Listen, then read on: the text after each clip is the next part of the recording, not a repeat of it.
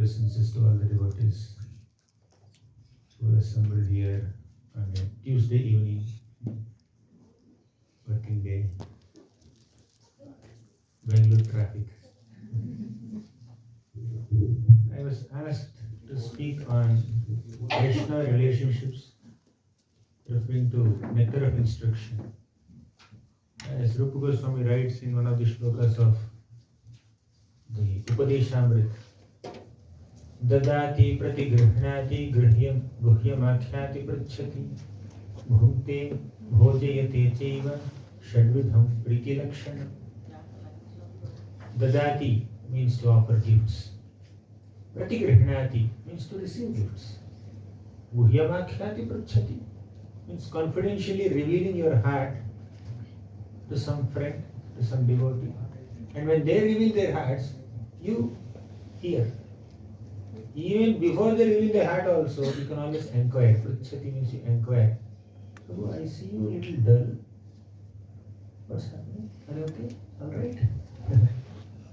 Can I do something for you? Can I help you in some way? Your health is okay? So these are very loving, affectionate ways of greeting other devotees and expressing one's concern and care and affection for other devotees. Guhyamakhyati prachati. Bhukte bhojayate chaiva means feeding prasadam. And when they feed prasadam, you are accepting it. So all these are 6 loving exchanges. Shadvidham priti lakshanam. Priti means love, affection. That priti, or love or affection, should be for Krishna, no doubt. But it should also be for Krishna's devotees. As a part of devotional service. We are here to worship Krishna. Why these relationships with other devotees? How are they relevant? If you have this question, then you need to hear Upadeshamrit by Rupa Goswami. Now,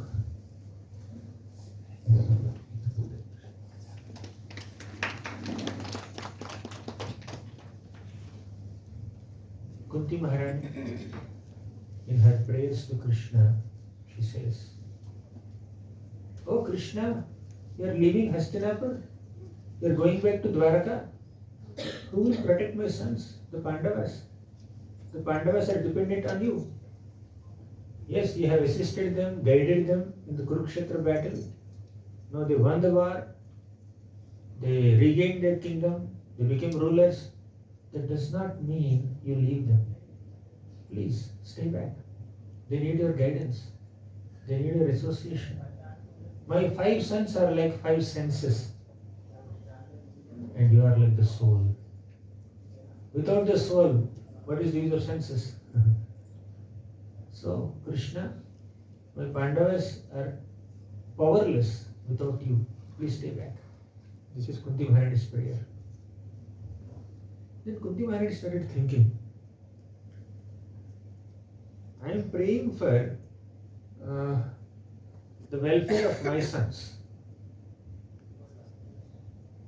But what about the welfare of my parents? Kunti Mata is coming from Vrishni dynasty. And Krishna also comes from Vrishni dynasty. Vrishni Vamsa Pradeepa. Krishna. So Krishna is going back to Dwaraka to give his association and affection and protection to Krishnis. But Kunti Mata is saying that you please stay back in Hastinapur only and give your affection and association to Pandus. Pandavas means Pandu's sons.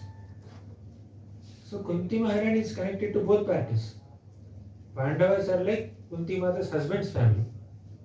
Vrishnis are like Kunti Mata's mother's family, father's family. So she started thinking, I am praying so much for my sons, means for my husband's family. What about my parents' family? They should also get Krishna's association. Then she started thinking, why am I getting caught up in this partialities of my husband's family, of my parents' family, I'm requesting Krishna, you protect them, stay here, go there. So looks like I'm getting too caught up in my relationships with family members, husband's family and parents' family. Too much.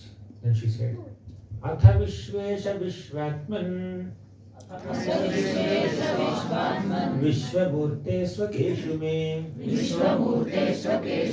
Sneha Pashamimam Chandi Dridham Pandushu Vrishnishu.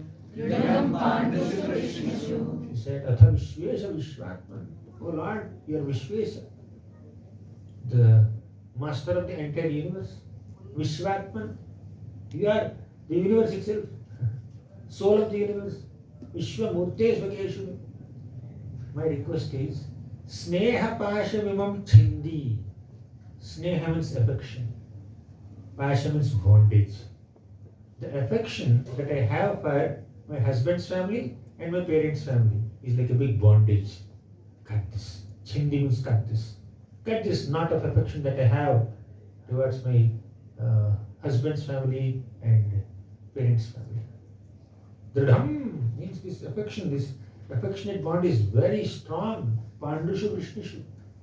So, the strong affectionate bond that I have towards the Pandavas and Vrishnis must be cut by you. Why? Because I want only you, not these people. She says, Dvayimenanya Vishaya Matir Madhupate Sakrit Ratim Udvahata Dadha Gange Vogham Udanvati Tvayime Ananya Vishaya. Oh Lord, oh Krishna, let me worship you, think of you only, Ananya Vishaya, without distracting my mind towards any other thoughts. Let me only think of you. Ananyas Chintayanto Mamye Janaha Paripasati. Let me think of you alone. Ananya Vishaya. Tvayime Ananya Vishaya Matir Madhupate Sakrit. My Mati should be always thinking of Madhupati. Mati is mind, Madhupati is the Lord of sweetness, Krishna. Madhuradhipati, Akhilam Madhuram. He is Madhuradhipati, he is Mathuradhipati also. Mathura is the place, Mathura means sweetness. So he is the Lord of a place named Mathura, he is also the Lord of all sweetness. So, Mathura Madhupati Sagrat Krishna, let me always think of you only, not these Vrishnis, not these Pandavas. Gangevo Ghamudanvati, just like Ganga flows towards the ocean, let my mind constantly think of you alone. So Kunti Mata says, let me have a relationship only with Krishna, not with anyone, including my family members, including my sons, including my parents, Vrishnis and Pandavas. Got it? Means our relationship with Krishna is permanent. We should aspire only for that relation. All other relations with family members, useless, right? Is that the message? Are you getting scared? I was asked to give a class on Vaishnava relationship and they saying only Krishna, no else. I'm not saying, Kunti Mata is saying. Kunti Maharani says this. But Acharyas gave a wonderful explanation about it. Kunti Maharani definitely said, Sneha Pashamam Chindi, please cut this strong knot of affection that I have towards Pandus and Vishnu. She said it, definitely. But please understand, Kunti Maharani has two kinds of relations with these family members. One is skin relation, second is soul relation. Skin relation is external, material, family relation, blood relation. Second is soul relation. What is soul relation? They are devotees, she is a devotee. So her prayer essentially means, oh Krishna, let me not love Pandavas or Vrishnis just because they are my family members. Let me love them because they are your devotees. Love exists. You may love another person. But what is the basis of that love? What is the foundation of that love? What is the reason for that love? Is it because you are getting something material from them? Is it because you have a material connection with them, or is it because you have a spiritual connection with them? Relationships are not wrong. Material relationships are bad. But if you can transform those material relations into spiritual relations, that's amazing. All we need to do is transform the material relations into spiritual relations. Then those spiritual relationships are eternal. As he announced in the beginning, many of you are meeting me for the first time.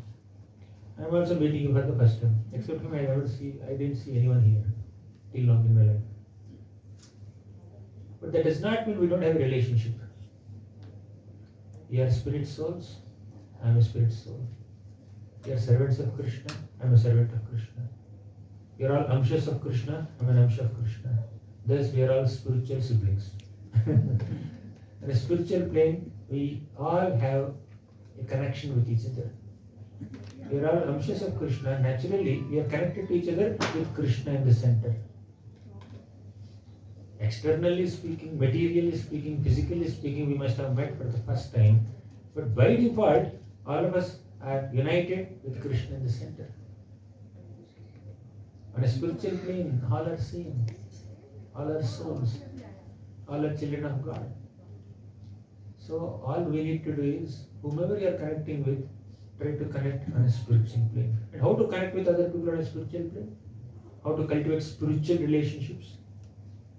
Krishna said in the Bhagavad Gita, Matchitta madgata prana bodhayantaha parasparam kathayantascha ma nityam tushyanti charamanti cha. Say it. Matchitta madgata prana bodhayantaha parasparam kathayantascha ma nityam tushyanti charamanti cha.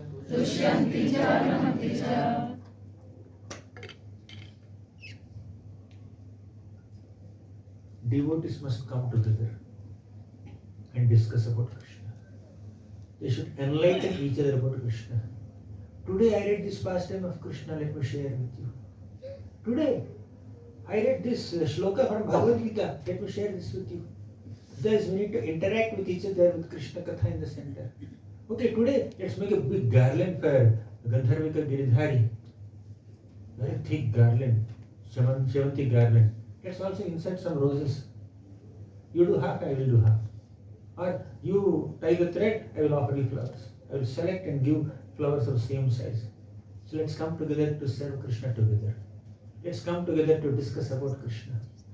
Let's come together to think of our future plans of expanding the spiritual movement. So thus, devotees should come together and discuss about Krishna Katha and Krishna Seva. That's how we cultivate relationships. Vaishnava relationships. Yes, definitely worshipping Krishna is important, personally.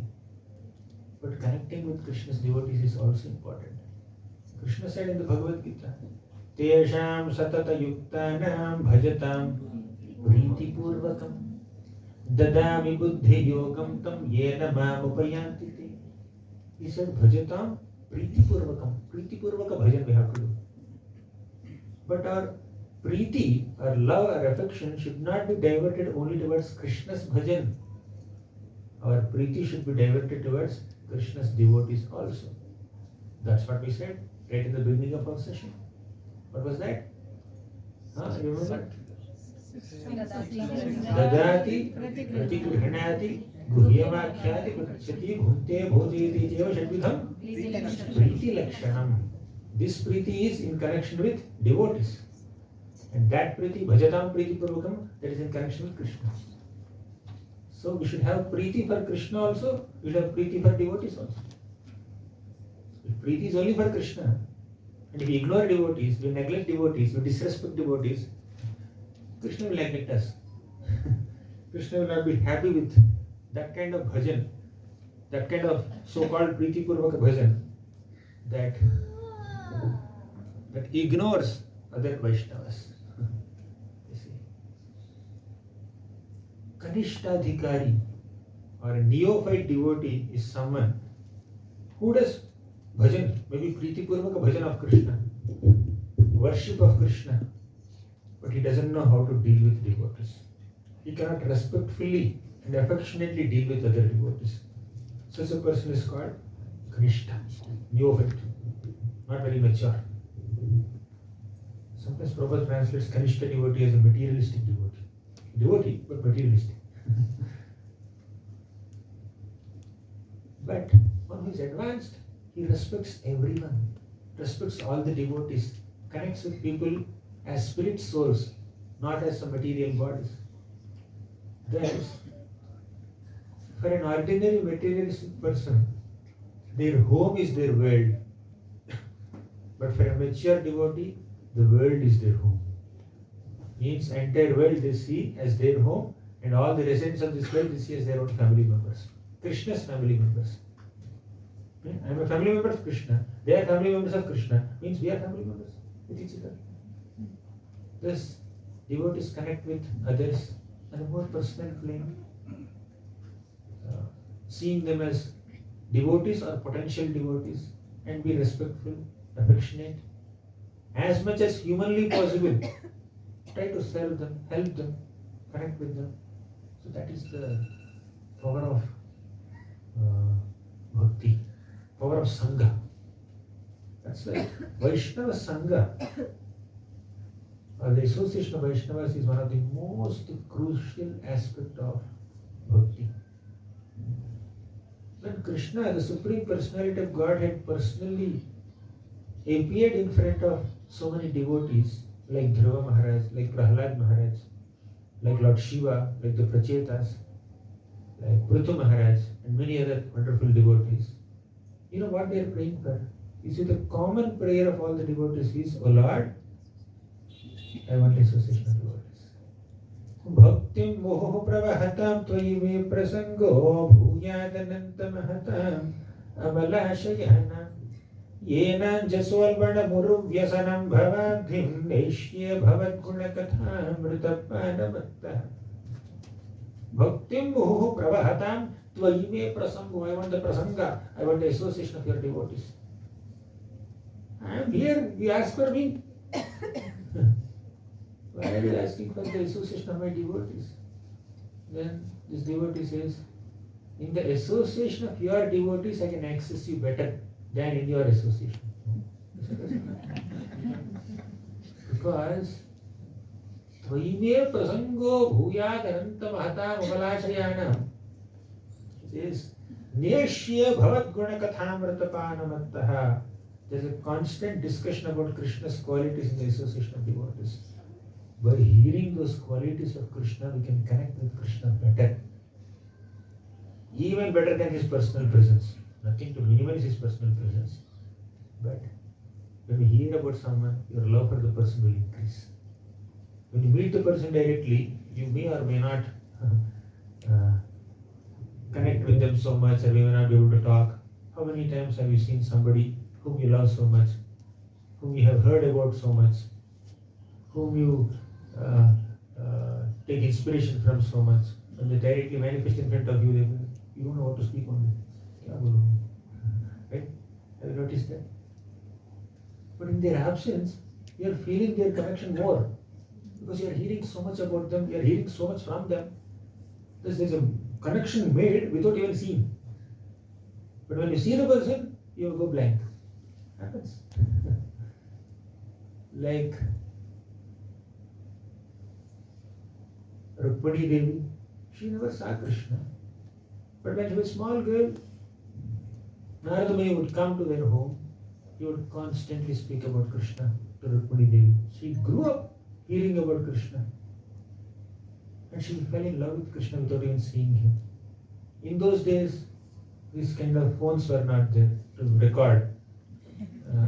Narada Muni was not showing a YouTube video of Krishna. He did not take a selfie with Krishna. I had taken selfie with Krishna. Rukmani is easy. He is not doing that. Rukmani never had a Zoom call with Krishna. And Krishna's pastimes were never live streamed in Rukmani's Vidarbha palace. In her palace there was not big screen where Krishna's pastimes are being live streamed. She never saw Krishna. She never saw a photograph of Krishna also. But she fell in deep love with Krishna just by hearing about Krishna. Just by hearing about Krishna from a pure devotee, Narada Muni. So much so that when her brother was forcefully getting her married to Shishupal, she boldly wrote a letter to Krishna. Love letter. Probably the first love letter that a girl has ever written to the boy. Maybe before that also something must have happened, but very beautiful letter. She opened, when Krishna saw the letter, he first found her letter, one shloka.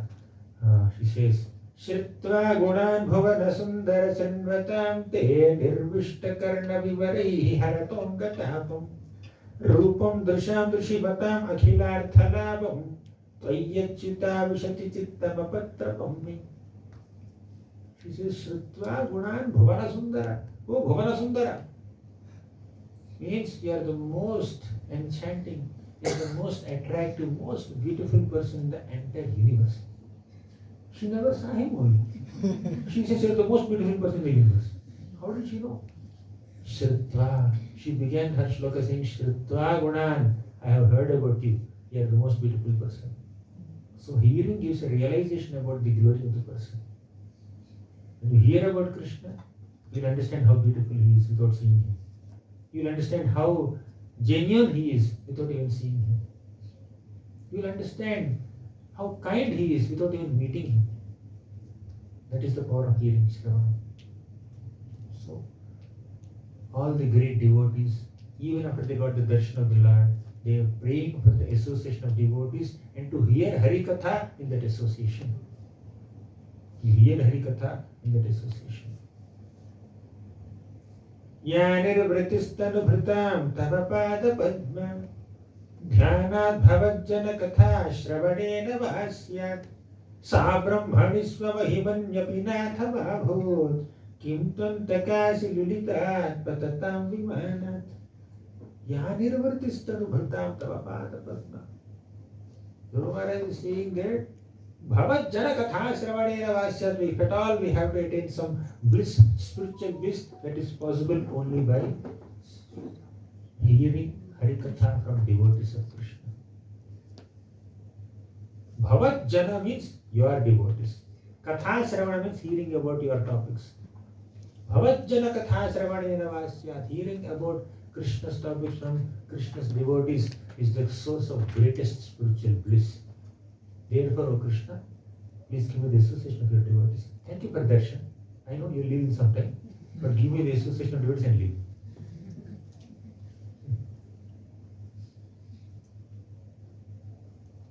Same thing the Pracheta said.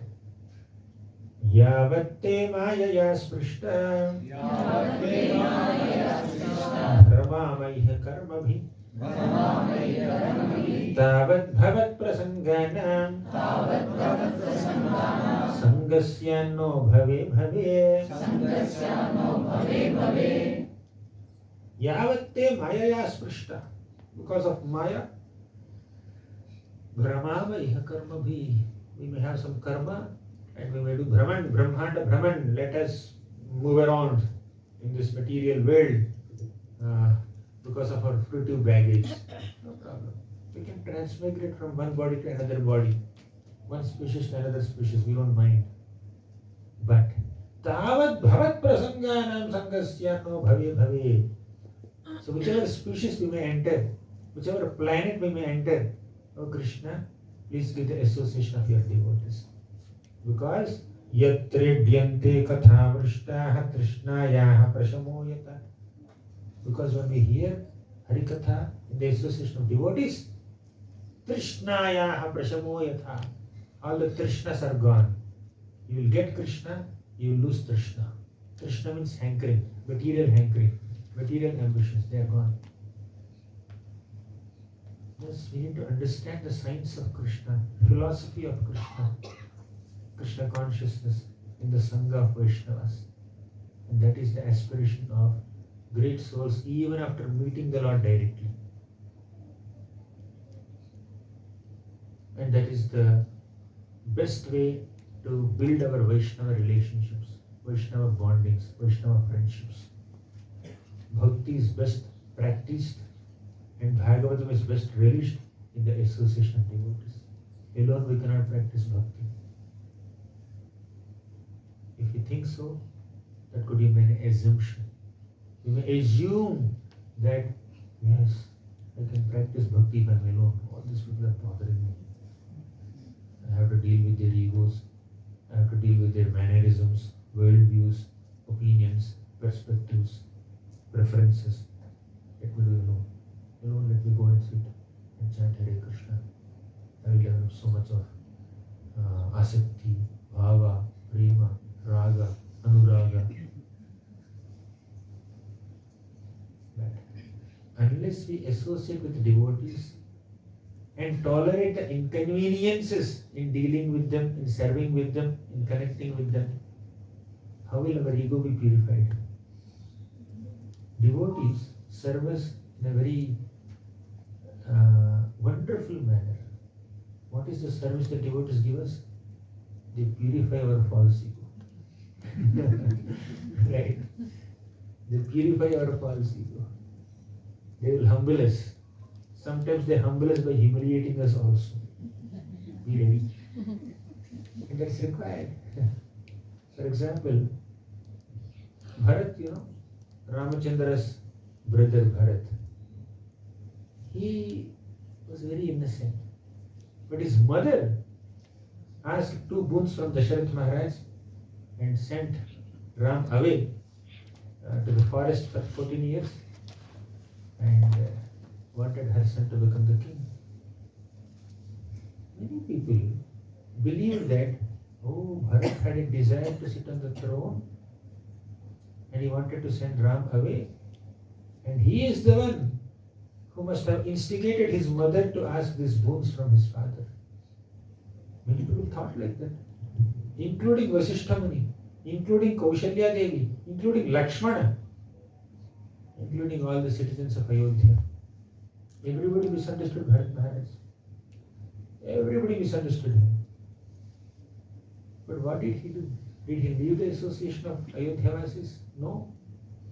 He took those same Ayodhyavasis, same mothers, 3 mothers, same minister Sumantra, same Guru Vasishtha, and he took all the Ayodhyavasis and went to Chitrakoot and met Lord Ramachandra and said, Ram, please come back. Please come back. And when he was coming closer to Chitrakoot to see Lord Ramachandra, Lakshman saw him from a distance.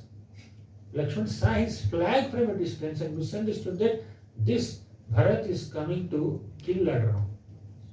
He chased Ram away from Ayodhya and he came to attack Ram and kill him. Ram, my dear brother, just give me one order. I'll kill him. I'll kill Bharat. To that degree, Bharat was misunderstood by Lakshman and many other people. You see? But although Bharat was misunderstood by devotees, Ayodhyavasis, he never left their association. He continued to take their association and with them, along with them, he went to convince Lord Ramachandra. And on behalf of Ram, he served the Ayodhyavasis for 14 years. This is the greatness of Bharat. He is emphasizing on the importance of Vaishnava Sangha. Sometimes in the association of Vaishnavas, we may be misunderstood. We may be neglected, ignored. We may be taken for granted. Our opinions may not be valued. But still, without them we cannot worship Krishna. Without them we cannot connect with the Lord. Therefore, it's worth staying with those devotees, even if they sometimes cause some inconvenience to us physically or emotionally. Ideally, when devotees come together and discuss Krishna Katha, then these misunderstandings will not be affecting the Vaishnava relations. Many times misunderstandings come when we see the other devotee from a material perspective, or when we see the material side of the devotee, which may be true, right? Externally speaking, a devotee may have certain mannerisms or bad habits or perspectives or immaturities. Yes, that's true. But there is also a spiritual side to the devotee. The devotee has an understanding that Krishna is the Supreme Personality of Godhead. The devotee is chanting Hare Krishna Mahamantra. The devotee is trying sincerely to develop Krishna Prema. He is doing some seva here. So see that positive side of the devotee and continue to maintain Vaishnava relationship with the devotee instead of misunderstanding or labeling or judging or hating or holding grudges. That's what is expected. I hope the class is not getting too heavy. No.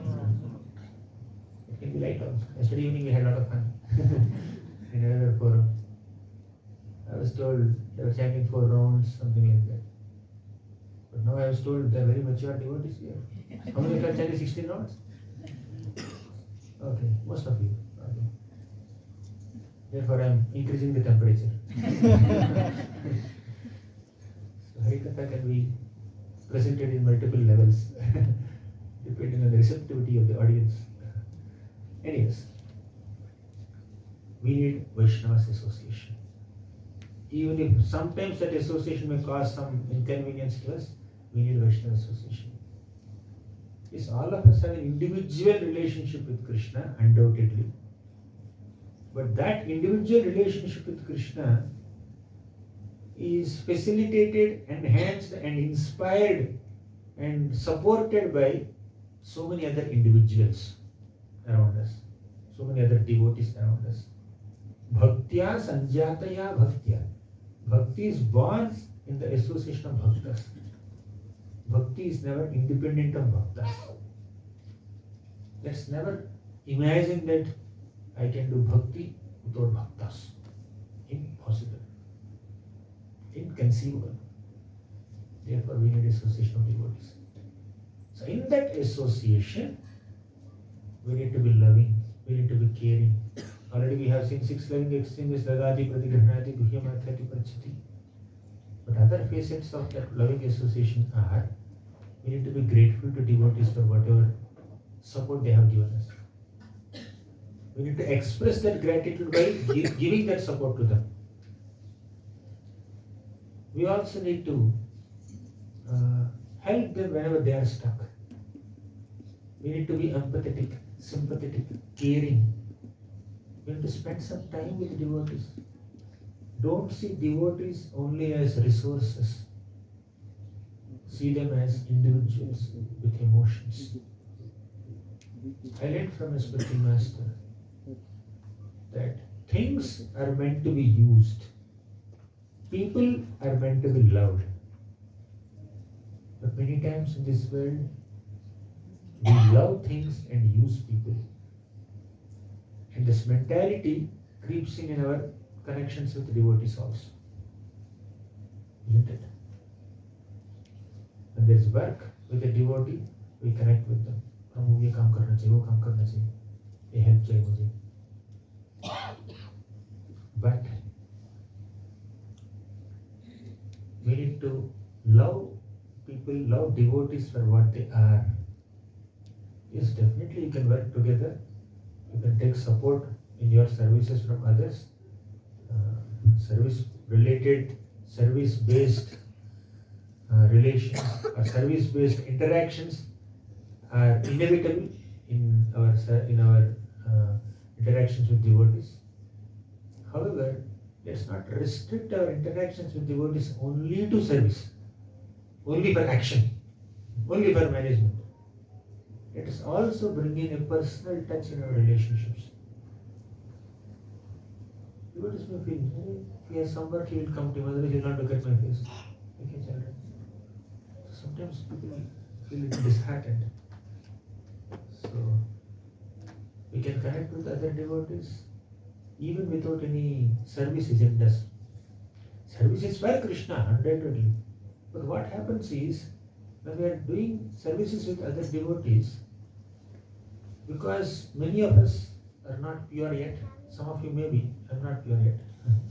Many of us are practicing devotees and not pure devotees yet.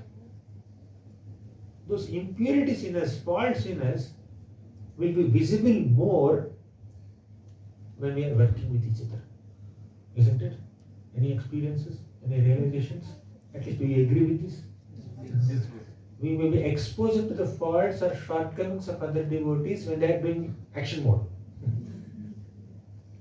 But when we sit with them and discuss Harikatha, discuss Krishna Katha, we get to see their spiritual side. When a devotee is glorifying Krishna or explaining a pastime that he has just read or heard in a personal conversation with you, you will understand, my God, this devotee has so much love for Krishna. You will understand their spiritual inclinations. You will understand their deep affection for Krishna when they speak about Krishna. Then you will develop appreciation for those devotees on a spiritual plane. When we are serving with other devotees, we appreciate them for their talents, for their skills, for their resourcefulness, for their abilities. But when we hear Krishna Katha from other devotees, we will appreciate them for their love for Krishna. Got it? You can appreciate another devotee for his or her skill or talent or resourcefulness, or you can also appreciate another devotee for his or her affection for Krishna, devotion towards Krishna. And the second case is a spiritual appreciation. First case could be a material appreciation or could be an external appreciation. When they express their hearts, their heartfelt love and devotion for Krishna, while they are glorifying Krishna, when they are speaking Harikatha, not necessarily on mic or on a public forum, from a podium. It can be in your personal conversation also. Let's not restrict Krishna Katha to only Vyasasana. It's bringing the culture of Krishna Katha even in our personal conversations. That's a very, very effective way of enhancing our Krishna consciousness. We are sitting together while taking prasadam or doing something else or something else. You can always speak about Krishna, some quality of Krishna, some pastime of Krishna, some form of Krishna, something core Harikatha. That's how we can together become Krishna conscious and inspire each other in Krishna consciousness. But if we are interacting with each other only for some action-oriented topics, of course all are meant for Krishna. Still, we are getting exposed to others' expertise, skills, experience only, and not their affection for Krishna. Many times it happens. Of course, when a devotee is rendering service to Krishna, just by hearing the plans of the devotee to serve Krishna, you can understand how affectionate the devotee is towards Krishna, undoubtedly. But for general sadhaka bhaktas, sometimes that when we connect with them only based on action, practical action,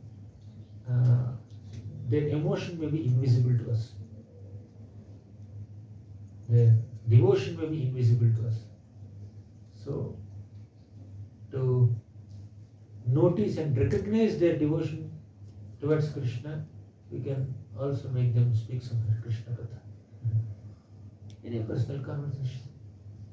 That's why bodhayantaha parasparam parasparanukathanam bhavanam bhagavad yashaha paraspara anukathanam. You will just come together and discuss about Krishna. Bhavanam, that completely purifies us. Bhagavad yashaha. Because there is a fame of Krishna, glory of Krishna that can purify us.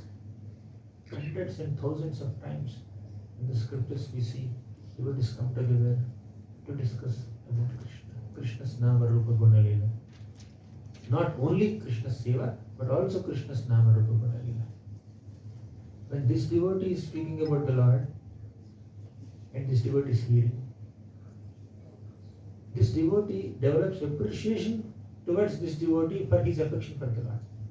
Similarly, when this devotee is speaking about Krishna, and this devotee will see how much this devotee is affectionate towards Krishna. My God, the way he speaks about Krishna reveals how much he loves Krishna.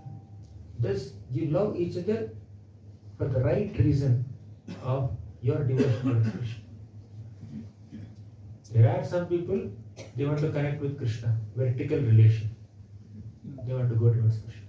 That's all. All the others are Yehovah. Sneha Pasham Mam Chindi. Me and Krishna, me and Krishna. They are in this mode only. But there are some people, they keep Krishna aside.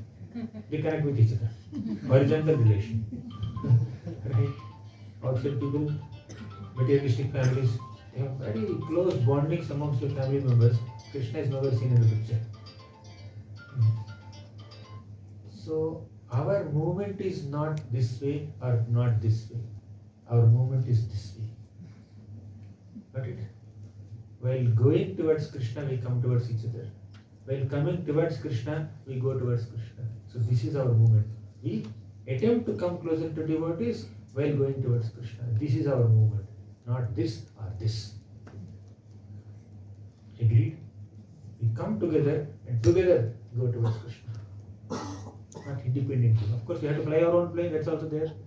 We have to be personally committed to our personal sadhana, no doubt. You have your own individual connection with Krishna, no doubt. But still, without devotees around us, we cannot experience real bliss of serving Krishna and loving Krishna. They are like catalysts. They support our moods. They enhance our inspiration to love and serve Krishna. Now, ultimately, what is our aspiration? What's the aspiration of a devotee? Tell me. What's the ultimate goal of a devotee?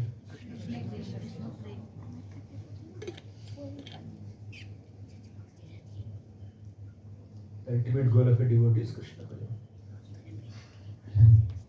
Prema Pumartha Mahan, undoubtedly. But to develop that prema, to develop that bhava, emotional bonding with Krishna, we need to perform sadhana. But that sadhana is most effectively performed in sadhu sangha. Beginning is Shraddha, then sadhu sangha, then bhajana kriya. Not that you are done with Shraddha, you finish off your Shraddha, 100% Shraddha hoga. Oh yeah. It's like kids play video game, right? Level 1 finish, level 2 finish, level 3 finish. It's not, we never finish any level, by the way. We do something in the first level, which is Shraddha level, then we go to Sadhu Sangha. When we are in the Sadhu Sangha level, then the previous level of Shraddha will expand, will be widened. Then from Sadhu Sangha we go to Bhajana Kriya level. Then Sadhu Sangha will expand and Shraddha will also expand. As we are going to higher and higher stages of Bhakti, the previous stages are becoming wider and deeper and broader, like a pyramid, growing pyramid. So we can never do away with Sadhu Sangha, even if you go to Bhava and Prema. Who takes the best advantage of Sadhu Sangha? One who is on the Prema level. One whose faith is very meager only, they don't take Sadhu Sangha very seriously. If you are advancing in Bhakti, that means you have to take Sadhu Sangha seriously. Your faith is so high. Different people have different types of faith. One who is on the Shraddha level only, he may have a faith that, oh, Krishna is God. When it comes to Sadhu Sangha, he will have much deeper faith. Oh, Krishna is God, Krishna loves me so much. When you start Bhajana Kriya, then, oh, Krishna is so beautiful. He's not only God, he's very attractive. He's so beautiful. Like that, as you are going to higher and higher levels, your faith on Krishna will become deeper and higher. Initially, one may have faith in Krishna, Shraddha that Krishna is the Supreme Lord. But as one advances, they have a faith in Krishna's intentions. Very subtle point. Initially, you have faith that Krishna is God. But when he gives you some difficulty, our faith is shaken up. Because faith is not very wide. You say, Krishna, you are God. But why did you neglect me? Why did you not solve the problem? Why did I lose my job? Why did I lose my relatives? Why did I meet with accident? Oh, this devotee doesn't have faith in Krishna's plans. He has faith that Krishna is God, but no faith that Krishna is my protector. You see? So faith is at multiple levels. As you are progressing in this basic level to higher levels, uh, your faith also will increase. There are different layers of faith. One who is on the prema level has complete faith in Krishna's intentions and Krishna's integrity. Not just Krishna's position and power, but also on Krishna's intentions and integrity. That is prema. That is bhava. Aslishyava padaratam pinashtamam adarshana namahatam karotu. Even if you trample me, even if you neglect me, even if you beat me, whatever you do, even if you kill me, Krishna, you are my master forever. That is prema. If you are getting shaken up by small difficulties in our lives, where is prema and where is bhava for us? If you are not taking benefit of sadhu sangha, if you are not taking shelter of sadhu sangha, where is bhava, where is prema? If your dealings with other devotees are not proper and up to the mark, where is bhava, where is prema? When is on the bhava and prema platform, he will take sadhu sangha nicely. They will take great benefit of sadhu sangha. They will also have unlimited faith in Krishna's intentions and integrity, not only his power and position. That is prema. That is bhava. Prema bhakti and bhava bhakti are not assumptions of a immature sadhaka. They are very advanced realizations of a very, very mature and purified sadhaka. In fact, that prema is bestowed upon us, not acquired with us. Yes, we have to do our sadhana, but Krishna bestows that prema. It's a gift given by Krishna. It's a product of grace, not necessarily a product of one's own efforts. Effort has its role, undoubtedly. Without sufficiently purifying our hearts from envy, lust, pride, greed, anger, and all such anarthas, all this raga, bhava, prema, they are only imaginations. We are imagining that we have so much of raga, bhava, prema, whatever this method. The Lord, if we still have lust in our heart, if we still have anger, if we still have envy, and another devotee is flourishing in Krishna consciousness, are we genuinely feeling happy or feeling uncomfortable? He wore Kantimala in front of me. I gave him Kantimala. And he's so advanced. He's singing so well. I taught him how to touch harmonium. He doesn't even know how to play Kartal 1, 2, 3 also. But he became a Kirtani, a big singer. Should that make you happy or feel uncomfortable? If you're happy, that's great. You're going towards bhava. If you're feeling uncomfortable even slightly, we are nowhere close to bhava or prema. Raga, forget it. Getting right? You know what is raga? Raga means attachment. Right? The real attachment that a devotee is supposed to have is attachment to one's current service. That's our connection with Krishna. We connect with Krishna to the current sadhana that we are doing, to the current service we are doing. The mood of dasanudas. Dasanudaso bhavitasmi bhuyaha. The aspiration of Vritrasura is, I want to become dasanudas. Do I have that mood? Being the servant of the servant? Kulashekara we were discussing Mukundamala, right? 2 days yesterday. He is not saying dasanudas. He is saying Vritya Paricharaka Vrityasya Vritya Itimam Smara Lokanatha. 7 times he says das. I'm the servant of the servant of the servant of the servant of the servant of the servant of servants. Do we have that mood? Trinadapi sudicena karorapi sahishnuna amanina manatena kirtaniya sadahari. Do we have that humility? Do we have that tolerance? Are we respectful to everyone genuinely? Are we not having any false prestige? If this is so, then we can chant the holy names of Krishna nicely with affection. But if there is no humility, if there is no tolerance, if we are not able to genuinely respect every other devotee around us for what they are, where is the question of any bhava or prema or raga or whatever? You may have some theoretical understanding of it. But to realize these very exalted feelings, we need to first begin with cultivating humility, cultivating the mode of servant or servant.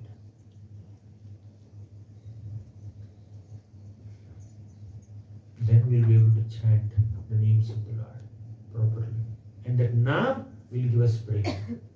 Chiraga dattam nijagupta vittam swaprema nama amritamathyudah apamaram yo vitatara gaurah krishno janebhyastamaham prapaddi. Chirag adattam. For a long time Krishna has not given this gift of prema to all of us. And how is he planning to give us that prema? What is the paddhati? What is the procedure? Swaprema nama amritamathyudaraha nama. Through nama he is giving us prema. How attentive are we while chanting that nama? How much faith do we have in the process of chanting that nama? How effective is our chanting? How attentive is our chanting? How prayerful is our chanting? We need to question ourselves.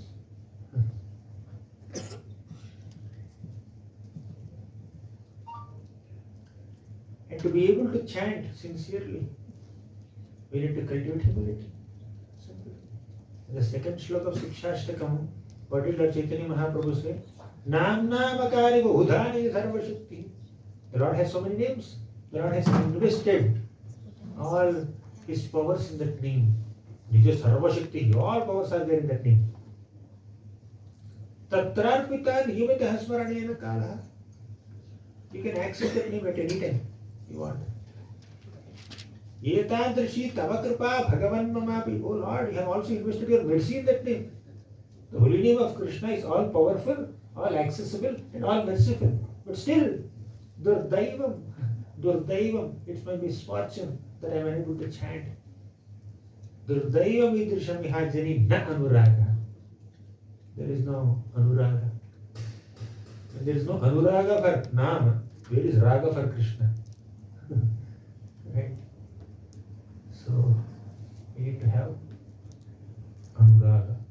Means some taste, some interest, some enthusiasm, some excitement to chant the names of the Lord. If that is not there, then we are lacking four qualities. That's what he says in the next shloka. After saying Durdaiva vidrusham ihajarina anuragaha, my misfortune is I don't have taste or eagerness to chant Krishna's names. How to destroy this misfortune of lack of taste in chanting Krishna's names? Trinadapi sunichena, tarorapi sahishnuna, amanina manatena. Chant the names of the Lord by cultivating humility, tolerance, respect, and be freed from all false prestige. So based on these four qualities, when we cultivate these four qualities, then we will be able to chant the Naam of Krishna. And that Shuddha Naam will lead to praying, Krishna praying. Will lead to bhava, emotions for Krishna, emotional attachment to Krishna. So we need to cultivate humility, cultivate that mode of being a servant of the servant of the servant. Next slokas, he says, what is that? Not only qualities to adopt, which is humility, tolerance and others, it is things to avoid also. Na dhanam, na janam, na sundarim, kavitam va jagadishakam. Do I have any attachment towards dhanam? Oh, looks like. So here is prema. Where is bhava? Janam? course, I want 1 million followers on Instagram. Janam. Sundari, of course. People may not grossly do it, but somewhere deep within the mind there's some attachment. There's some subtle desire, at least to see and enjoy for a moment at least. So that subtle lust is there. Subtle attraction towards the form of the opposite gender is there. So where is the question of bhava and prema? So avoid this. Dhanam, Janam, Sundarim, Kavitam, Va Jagadisha Kamali. And Mama Janmani Janmani Ishvare Bhavata Bhakti Rahituki Tvayi. We should not have any attachment to liberation. Janmani Janmani Ishvare means I am ready to take birth again and again. If some little difficulty comes, we desire liberation. We want to get rid of this material business. Liberation. Krishna, liberate me from this problem. Right. Mama Janmani Janmani Ishvara. Whatever may be the problem, oh Krishna, let me only think of you. Let me only meditate on you. And when we come to this realization of Ayi Nanda Tanuja Kinkaram, I am a Kinkara, I am a servant of Krishna. Ayi Nanda Tanuja Kinkaram, Patitam Mam Dushame Bhavam Bhuta. Patitam, I fell down in this material existence. Although I am supposed to be a Kinkara, I fell down from the position of being a Kinkara. Oh Lord, please reinstate me as a servant of your lotus feet. Kripaya tava pada pankaja sthita dhuli sadrusham vichintaya. Let me become a test particle at your lotus feet. Or let me be again embrace the mode of being a servant of your lotus feet. So we need to, our priorities are cultivating that mode of darshan, cultivating humility, tolerance, respect, freedom from false prestige, and avoiding this lust, envy, pride, greed, and cultivating genuine affectionate relationships and respect for all Vaishnavas around us. And be committed to our immediate service that we are doing, being absorbed in that service, having some affection for that service. All this will eventually become affection for Krishna. They will take the form of raga. They will take the form of bhava. They will take the form of prema. Hare Krishna. Granthara Srimad Bhagavatam ki jai, Srila Prabhupada ki jai. Okay. Let me take some questions. One or two questions. We'll go ahead. Okay, two questions. Please raise hands.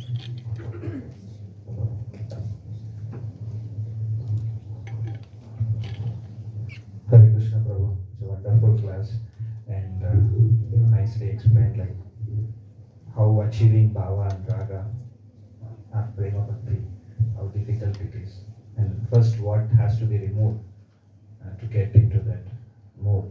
And the Bharata example was so excellent, and currently the center is growing and the difficulties was addressed. That was very good, Prabhu, actually. So the question is, Prabhu, in the most of the purports of Srila Prabhupada, so Prabhupada writes more about going back to Godhead. And we also talk about prema bhakti, right, Prabhu? So is how to relate both of them, going back to Godhead and prema bhakti. Like when it comes to prema bhakti, is it same, Prabhu? Or, who is on the level of prema bhakti is eligible to go back to Godhead.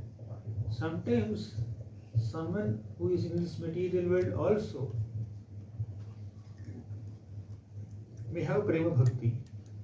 He may not be in this Vaikuntha or Goloka. He may be here also as a representative of the Lord to render some service to enlighten conditioned souls. So Premi Bhakta can go back to Godhead, but Premi Bhakta can stay in this world, continue to love the Lord and spread that love for the Lord everywhere. Any other question, comment?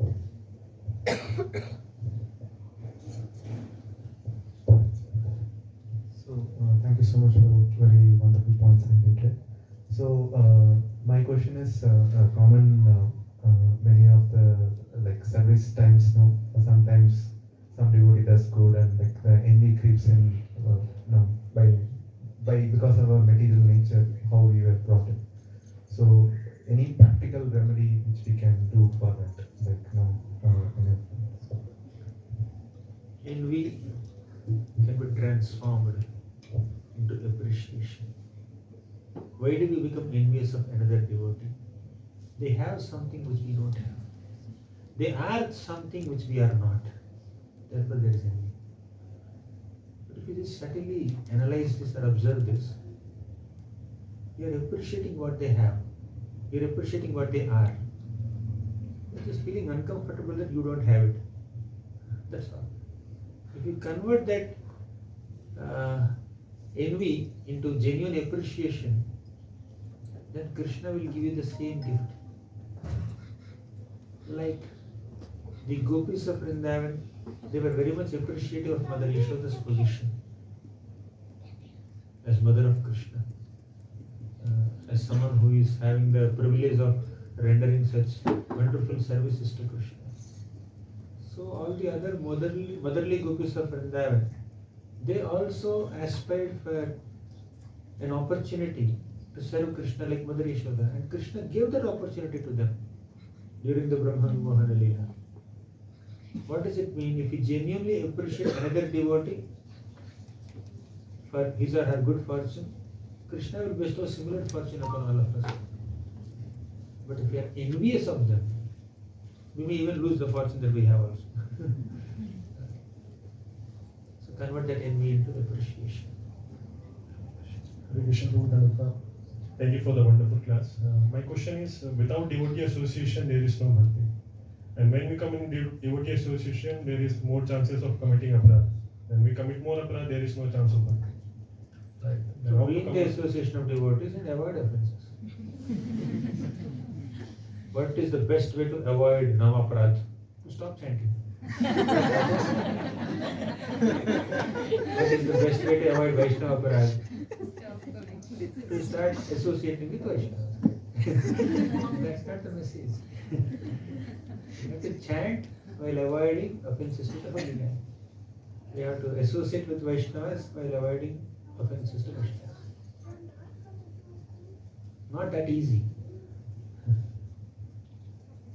But we have to strive to do that. If there is no challenge in bhakti, then anybody will enter into Krishna's company. Krishna doesn't want botheration. Krishna wants some kind of seriousness.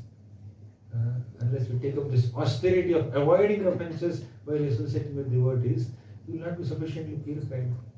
We are supposed to undergo some tests before we associate with Krishna personally. If we are aspiring for that, then these are required. Makes sense? So, a continuation to that question. Say my intention is not to hurt them. My intention was to protect them, and I gave a piece of advice, but then it had hurt them. So will that be considered an offense also? When we are giving an advice, we need to ensure that our tone is polite, our intention is right, and the time of advice also matters. Say, somebody is sitting for prasad, they are just eating, then you go and start your feedback. The sweetest item of the plate will appear very bitter to him. Let him finish his prasad, let him take some rest, then you go with your feedback.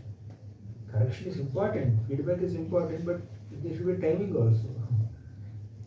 He just finished Mangalarti, sitting for japa, then you start very big, giving a big feedback. You won't be able to chant 16 rounds. So to chanting, he is thinking about that only. Let him peacefully chant, then he will give. So there are different considerations while giving feedback also. Your intention may be pure, but the approach also has to be decent, gentle, dignified, sensitive. We may have pure intentions in giving corrections. Nobody will doubt it. Sometimes we don't have pure intentions also. Consciously or unconsciously, we may even give corrections to others to demean them, discourage them. We may hold some kind of negativity or some bitter feelings towards them, some anger, some grudge. We may not even be aware of it also sometimes. We think, I spoke with good intentions. My intention is Krishna's service should happen nicely, which will be correct. But we should not fail to recognize some unwanted feelings in our mind. We need to introspect. So when we speak to people, when we correct people, give feedback to people in with right intention, in a right way, at the right time, to the right proportion. We are giving correction. It may take only 1 minute. But people, my God, 1 hour lecture they will give. Others will get really bothered. Well, Bodhi approved already. You already spoke this, right? No, we didn't understand it. How did you understand it? I did not understand it. I have accepted the point, but still again, repeatedly I just pounding on the person, dominating, oppressing, suppressing, making him feel very uncomfortable. The whole feedback session will be very uncomfortable for the giver also, taker also. If you don't observe that basic sensitivity. Sometimes our corrections are not taken positively when we focus our feedback more on the negative past than positive future. Instead of trying to prove them wrong, instead of trying to tell them what wrong they have done in the past, try to help them how to do it right in the future. When we don't give that futuristic dimension, when we don't give that positivity to our feedback, then naturally people will feel disheartened and discouraged, disgusted also with our feedback. Correction is not meant to be given only to prove that the other person is at fault. Correction is meant to be given to help them grow, improve their performance. If they don't feel that you are helping them to be right, if they only feel that you are proving them wrong, they will not accept it. They get hurt naturally. When they get hurt, problem is not their problem. It's our problem also. It's not their mistake only. First thing, you have made a mistake. They have made a mistake. And while correcting, you are saying that they have made another mistake in not accepting your correction. You are making them double guilty. They feel even more uncomfortable. So, let's make our feedbacks more appealing, relatable, empowering, not disempowering, encouraging, not discouraging. Then people will take feedbacks. Still they don't take, that's their problem, not your problem. If you don't give the feedback in a right way, that's your problem. That's your mistake. But if you give the feedback in an appropriate manner, still they don't take, that's their problem. It's like Vidura gave feedback to Duryodhana. Duryodhana never took it properly. Vibhishan gave feedback to Ravana, he never took it seriously. Vibhishan had good intentions, Vidura had good intentions. They are genuine well-wishers, but the receivers are having some problem. Does it answer your question? We'll conclude here. It's a very practical session, Prabhuji, here. We took so many nice practical tips, use the things, and love the devotees. And when we are with the devotees, what we have to do? We have to do Harikatha. Harikatha doesn't need the podium, but we can bring Harikatha in our jungle conversation. And with this, we can develop the ultimate goal of life. Hare Krishna. Thank you for this kind of a wonderful session, Prabhuji. Let us thank Prabhuji with loud chanting of Hare Krishna Mahamantra. Hare Krishna, Hare Krishna, Krishna Krishna, Hare Hare, Hare Rama, Rama Rama, Hare Hare. Thank you, Prabhuji. You were here last 6 days, and it was a Nectarian flow. We had experience all over the Bangalore. All other places I have, some places I witnessed. It was wonderful blessings for all of us. So here also you gave association We are all closed. Hare Krishna. Thank you, Guruji. Devotees will stay seated. We'll conclude our session with our Narasimha singing.